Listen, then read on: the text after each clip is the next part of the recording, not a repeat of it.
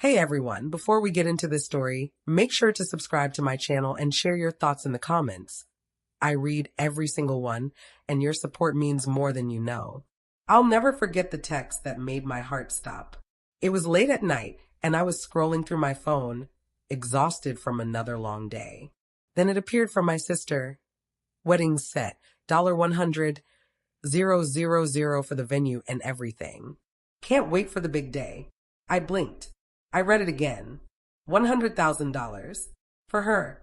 Meanwhile, I was sitting on my tiny couch, alone, abandoned by the woman I thought I'd spend my life with, struggling to pay bills I couldn't even face. My chest tightened. My hand shook slightly as I put the phone down, telling myself I was overreacting. Maybe they had a reason. Maybe I was imagining a betrayal that wasn't there. But then the little signs started to pile up. Missed calls from my mom, vague texts about family events I was too busy to attend. My sister posting pictures of her engagement celebrations on social media, with my parents smiling, standing proudly beside her, never once thinking to include me. I began questioning myself. Was I too sensitive? Was I expecting too much? Then came the first undeniable crack. I went to my parents' house one weekend to drop off a package. Their kitchen phone buzzed. A notification from their banking app lit up the screen. A wire transfer for 6 figures labeled wedding expenses. My stomach dropped. My sister had a lavish, extravagant wedding, and I had been left with nothing. Worse, my parents had stayed silent the entire time. I wanted to scream. I wanted to throw things, but I didn't. I went home, sat in my apartment, staring at the ceiling, remembering all the times I tried to reach out. All the times my crises were ignored, all the birthdays where my sister got the big gifts while my own were minimal at best. Rage bubbled up, but so did doubt. Had I misread them? Was I imagining the betrayal? It was impossible to ignore anymore. Every phone call felt like it might bring an excuse. Every family gathering a reminder that I was invisible. Even small things, the way my sister's friends gushed over her wedding posts, the way my parents' eyes lit up at her achievements, stung more than I could describe. I tried to rationalize it. I tried to remind myself they were human, they had reasons. But the betrayal had settled into my bones. Years went by. I built my life quietly without them. I worked harder, saved more, focused on relationships and friends who actually valued me. And then one day they showed up at my door. My parents, looking older, worn, eyes full of something I hadn't seen in years. Desperation. We need your help, my father said, voice trembling. We've made mistakes. We were in trouble. I listened as they explained. The extravagant wedding had drained their finances. Debts had piled up. Health crises had struck. My sister, now living abroad, couldn't help. And now, after years of ignoring me, after years of abandoning me, they wanted me to bail them out. I felt anger flare, then settle into a strange calm. I thought of all the nights I'd cried myself to sleep.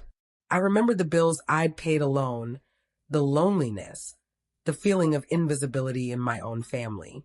And now they were standing there, asking for something I had never received. Support, trust, love. I didn't answer immediately. I let the silence stretch, let them feel the weight of their actions. I realized then that my anger didn't need to erupt to be effective. The power had shifted. I had grown, survived, and rebuilt myself without their help. I could help them, yes, but only on my terms. Respectfully, firmly, with boundaries they had never respected before. They were humbled, and I was in control. But my heart had hardened.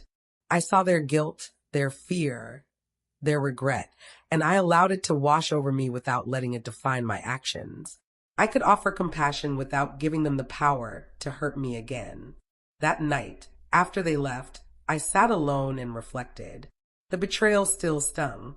Memories of my sister's wedding, my parents' silence, the feeling of abandonment, they all lingered. But so did clarity. I had learned something invaluable. My worth wasn't determined by their choices, their favoritism, or their neglect. It was determined by how I carried myself, how I endured, how I rebuilt my life when everyone else had walked away. The lesson settled in deeply. Forgiveness didn't have to mean forgetting. Compassion didn't have to mean weakness, and closure didn't require anyone else's validation. I had survived betrayal, abandonment, and neglect, and in doing so, I had found a strength I never knew I possessed. I never spoke about that day with them again. I offered limited help, yes, but on my terms. I built a life where I was valued and respected, where my happiness didn't depend on their approval. And every time I think of that text, that $100,000 wedding, the years of neglect, I don't feel rage anymore. I feel gratitude for my own resilience, my own growth, and my own self-respect. If you've ever been left behind while others were celebrated, know this. Your worth isn't measured by what others give you. It's measured by what you do with the life you've been given, how you survive, and how you reclaim your power. Thank you for listening. If this story resonated with you, please subscribe to my channel and share your thoughts in the comments. Have you ever been abandoned or betrayed by the ones you trusted most? I want to hear your story.